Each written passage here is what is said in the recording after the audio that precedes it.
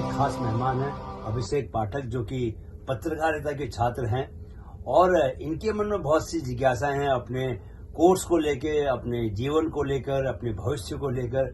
तो मुझे लगा कि आज इनसे बातचीत की जाए और इस बहाने उस बाकी यूथ को भी जवाब दिया जाए जिनके मन में अपने जीवन को लेके, अपनी उम्र को लेके और अपने भविष्य को लेके कुछ जिज्ञासाएं हों, कुछ जानना चाहते हों। क्योंकि जो जिज्ञासाएं इनके मन में हैं, कमोवेश वही जिज्ञासाएं बाकी के यूथ के मन में भी होंगी, ऐसा मेरा मानना है।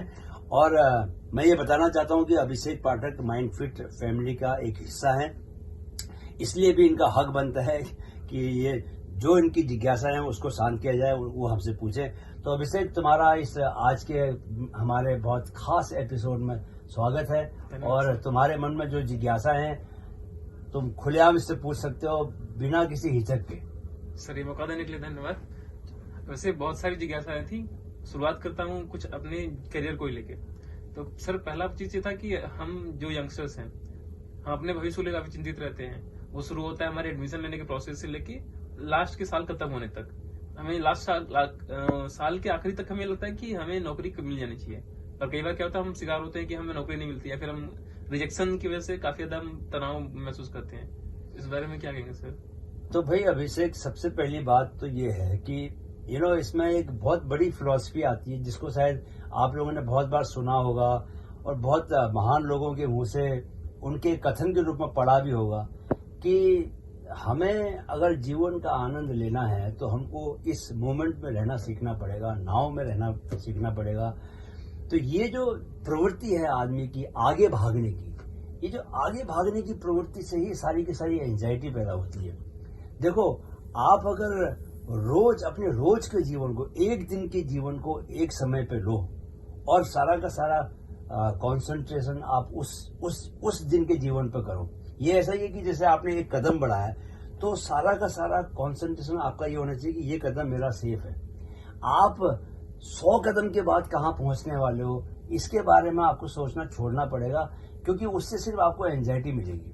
आपने किसी कोर्स में एडमिशन लिया, now course is going to take at least 2 years। तुम्हारा जो कोर्स है वो समझ 1 साल का कोर्स है। सो 1 साल के कोर्स को कंप्लीट करोगे, उसके बाद की प्रोसेस चालू होगी, फिर आप नौकरी के लिए अप्लाई करोगे और तब क्या होगा, सपोज करो कि आपको बहुत अच्छी नौकरी मिल गई। एक एजेंशन की बात कर रहा हूँ कि एक आपको बहुत अच्छी नौकरी मिल गई, तो आपने फिर जो चिंता की 2 महीने, 3 महीने, 4 महीने, 6 महीने जो चिंता करके अपना खून जलाया और अपने बॉडी का भी नुकसान किया, और इस बात के आपने अवसर पैदा किए कि आपका परफॉर्मेंस खराब हो, बिकॉज एंजाइटी के साथ आप अच्छा परफॉर्म नहीं कर पाओगे, तो वो तो बेकार हो जाएगा ना। और भविष्य में क्या है ये किसने जाना है। देखो, जीवन का जो बेसिक नेचर है वो है मिस्टीरियस। जीवन को हम हमेशा रहस्यवाद से जोड़ के देखते हैं कि हमको पता नहीं कि कल क्या होने वाला है, कल हमारे जीवन में क्या, यू नेवर नो।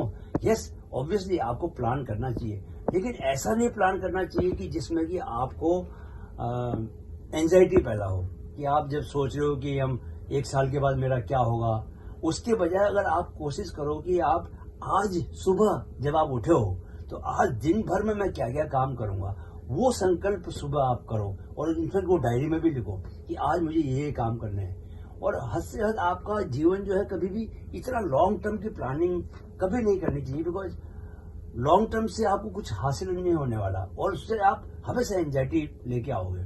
तो आपको अगर खुश रहना है और प्रोडक्टिव रहना है और इफेक्टिव रहना है और एक हैप्पी मूड में रहना है, तो आपको नाव में रहना सीखना पड़ेगा, और जिस दिन में हो उसी दिन की प्लानिंग करो, बहुत लंबा मत सोचो। तो मतलब सर, मेरे लग के जीवन को बहुत सीमित समय तक ले सोचे। नहीं, मतलब इसको, मतलब ये कहना इतना ऑब्जेक्टिव तरीके से भी मैं नहीं कह रहा कि एकदम सीमित समय के लिए सोचे, बिकॉज माइंड का सोचने का काम तो चलता रहेगा, आप सोचने के काम को रोक नहीं सकते। लेकिन आपको ये समझना पड़ेगा कि जो चीज भविष्य में होने वाली है वो चीज को लेके आप क्यों बिना वजह के एंजाइटी पैदा कर रहे हो। क्योंकि जब आप चिंता करोगे, चिंता करने से आपका अभी का परफॉर्मेंस खराब होगा। आप कोई एग्जाम देने जा रहे हो, आप सोच रहे हो कि मैं इसमें फेल हो जाऊंगा, तो सोचो आपने अननेसेसरी एक प्रॉब्लम क्रिएट कर लिया, आपने जरूरत नहीं है ना। आप ये भी तो सोच सकते हो कि मैं एग्जाम में बहुत अच्छा करूंगा, और आप ये भी तो सोच सकते हो कि 1 साल जब मेरा कंप्लीट हो जाएगा तो मुझे कोई अच्छा जॉब मिलेगा। तो खराब क्यों सोचना जब आपके पास ऑप्शन है और आपके पैसे खर्च नहीं हो रहे, अच्छा सोचने में और खराब सोचने में।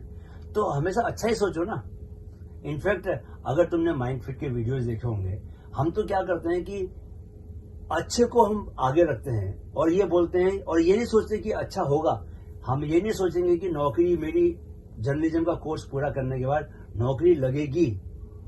हम ये मान के चलते हैं कि वो जो नौकरी लगने के जो इमोशंस हैं, एक अच्छी जगह आपको नौकरी लग गई सपोज, तो उसकी वजह से जो इमोशंस पैदा होंगे आप में, वो इमोशंस आप अभी लेके आओ।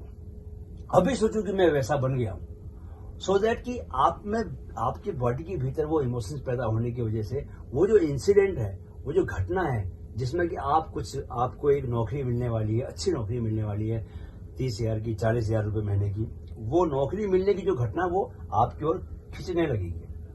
तो इसको पावर ऑफ विजुअलाइजेशन मैं बोलता हूँ। इसको जो लॉ ऑफ अट्रैक्शन जिसको बोलते हैं, पूरी दुनिया इसको फॉलो करती है, लेकिन लोगों को इस पर भरोसा नहीं होता। बिकॉज कहीं ना कहीं जब तक उसको आप 100% भरोसे के साथ नहीं सोचोगे, वो इतना इफेक्टिव तरीके से काम नहीं करेगा। तो आपके पास जब ऑप्शन है कि आप खराब भी सोच सकते हो, अच्छा भी सोच सकते हो, तो भाई अच्छा ही सोच लो ना, खराब की सोचना। सही बात सर।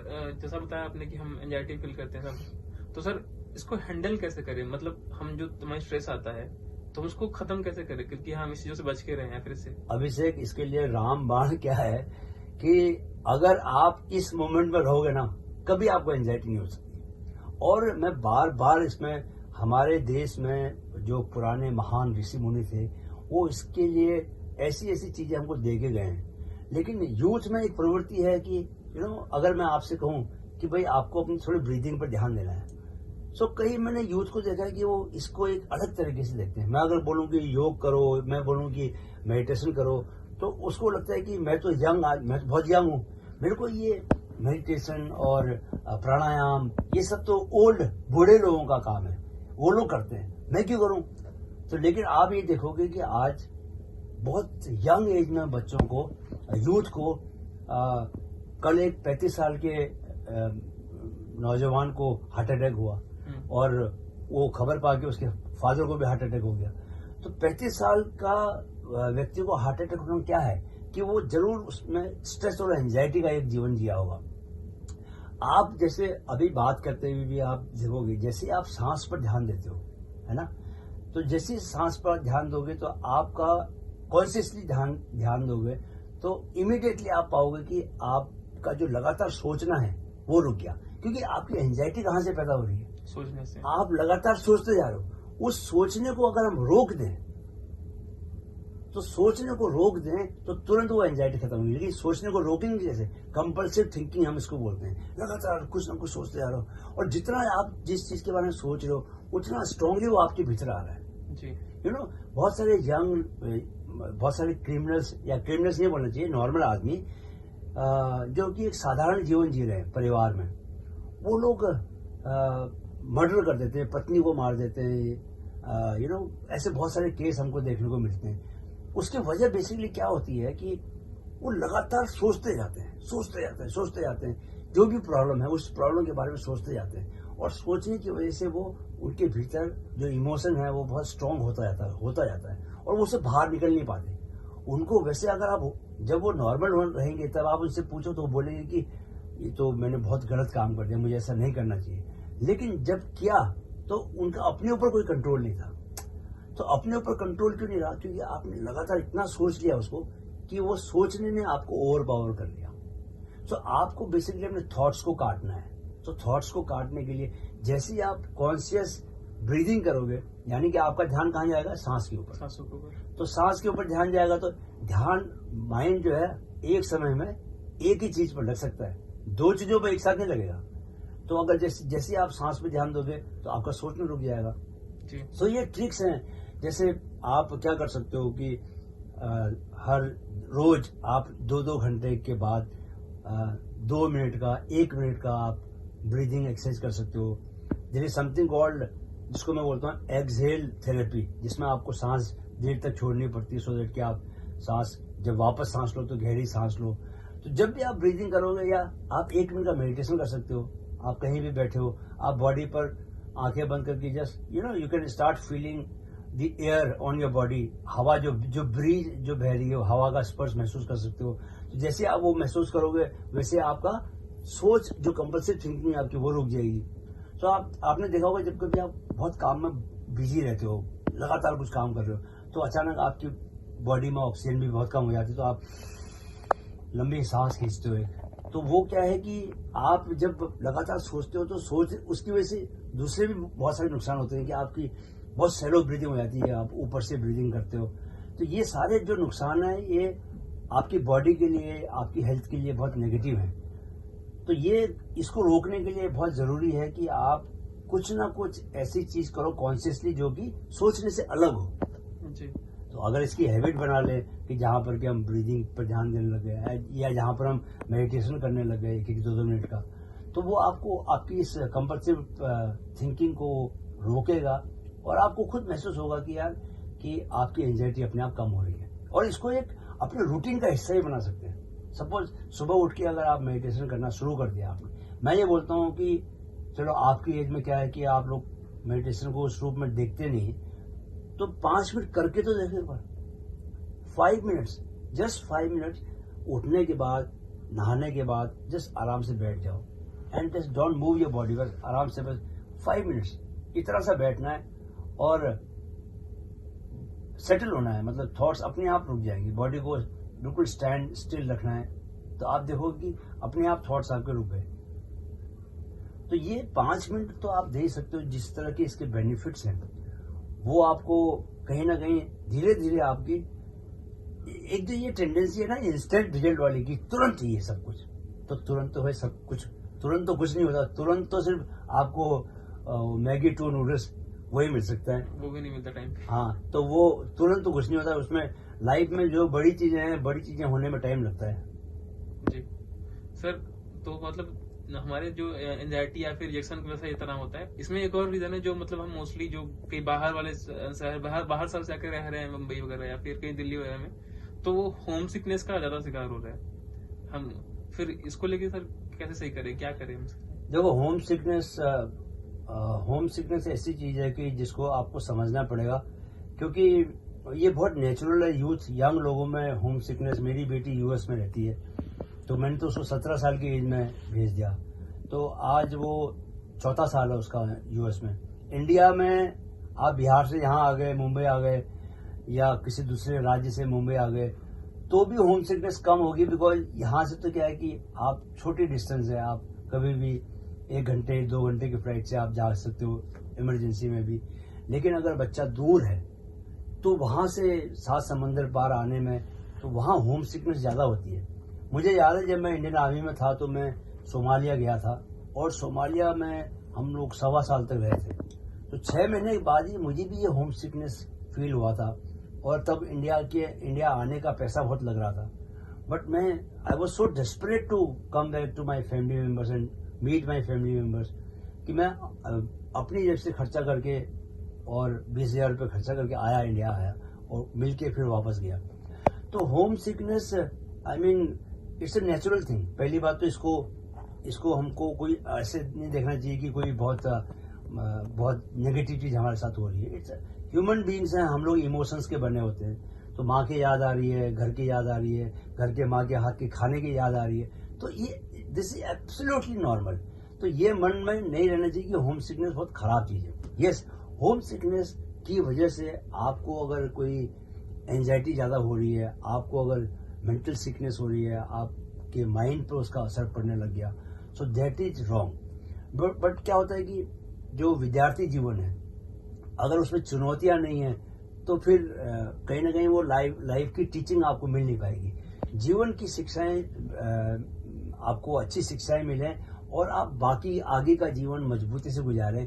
इसके लिए बहुत जरूरी है कि जीवन में कुछ कुछ चुनौतियां रहें। सब कुछ अगर स्पून फीडेड होने लग जाए तो फिर आप तैयार ही नहीं हो पाओगे, क्योंकि जब आप गृहस्थ जीवन में जाओगे 25 साल के बाद, हमारे हिंदू धर्म में जो 25 साल हैं वो ब्रह्मचर्य आश्रम है जिसमें कि हम विद्या अर्जित करते हैं। फिर 25 साल अगला गृहस्थ आश्रम है जिसमें नौकरी करते हैं, हमारा परिवार बड़ा बनता है और धन कमाते हैं, नाम कमाते हैं, यश कमाते हैं। उसमें वो एक अलग लड़ाई शुरू हो जाती है। तो उस लड़ाई में बहुत बड़ी बड़ी चुनौतियां आती हैं। तो उसके लिए आपको इमोशनली, फिजिकली, मेंटली तैयार होने के लिए जरूरी है कि विद्यार्थी जीवन में थोड़ी चुनौतियां रहें। तो ये होम सिकनेस को इस रूप में लें अगर आप, कि इसको एक चुनौती माने कि यस, कि मेरे को एक सिचुएशन दी गई है, मैं घर से दूर हूँ, सो व्हाट, मैं अपनी, और आप संकल्प के साथ काम करना शुरू करें तो आप पाएंगे कि आप, इंसान के भीतर शक्तियों का अंबार भरा हुआ है। तो वो उसको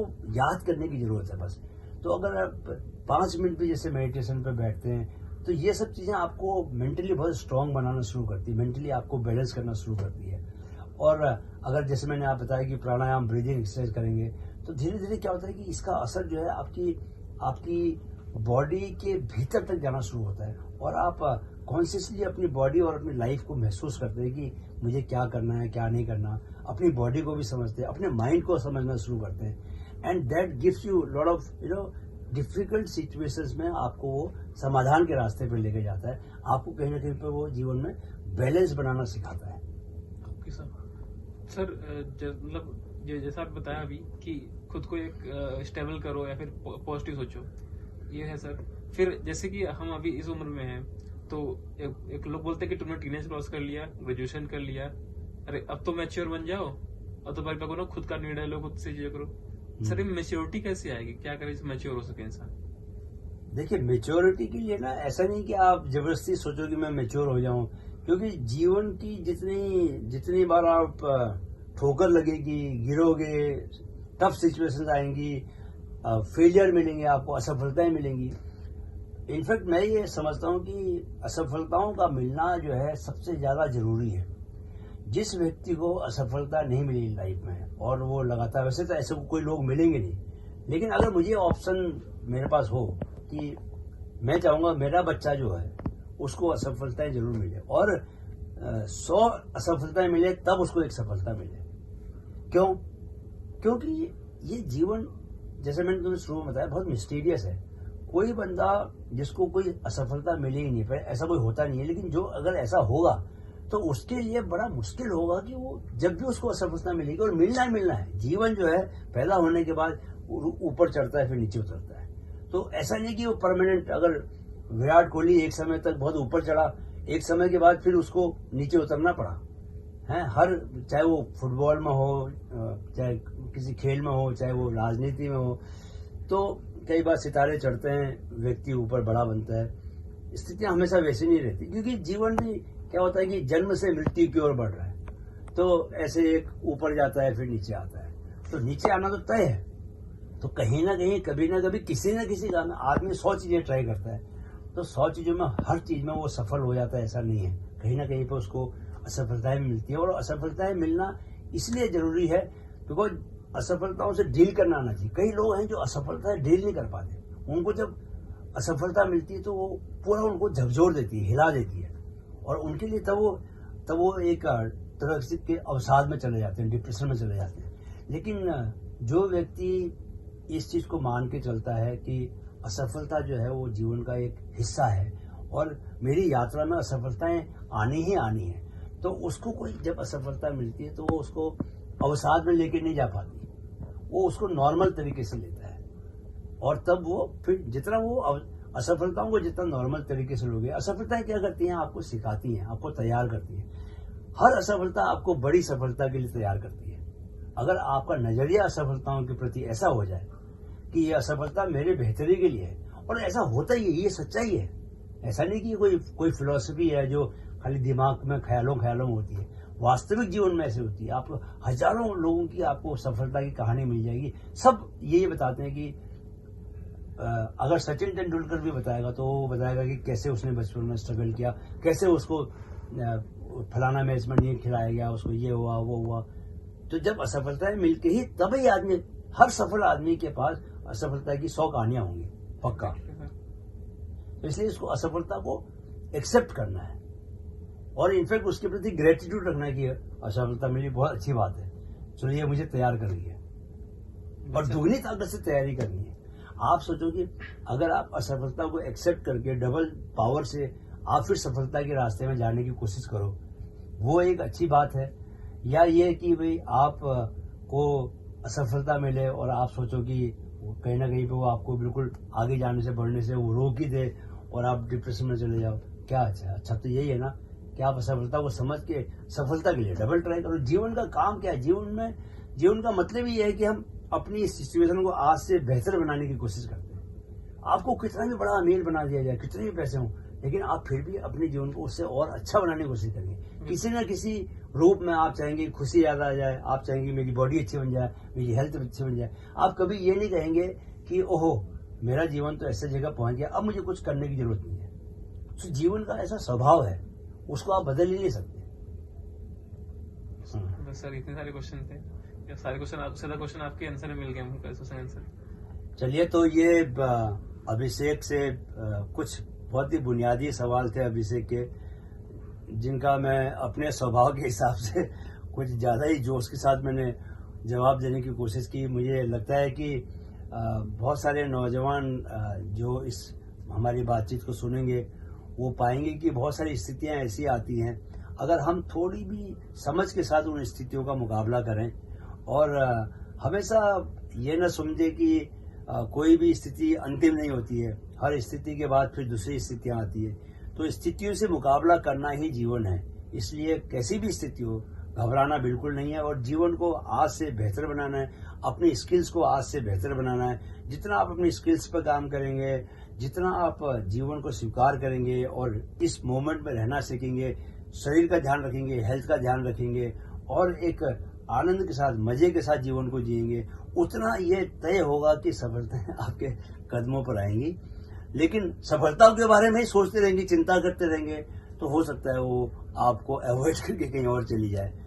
तो ठीक है, तो thank you very much for watching the video देखने के लिए बहुत बहुत शुक्रिया। युवाओं में शारीरिक, मानसिक और आध्यात्मिक विकास के लिए काम कर रहे माइंड फिट चैनल को आपके सहयोग की ज़रूरत है। वीडियो अगर पसंद आया है तो इसे अपने दोस्तों, रिश्तेदारों के साथ ज़रूर शेयर करें।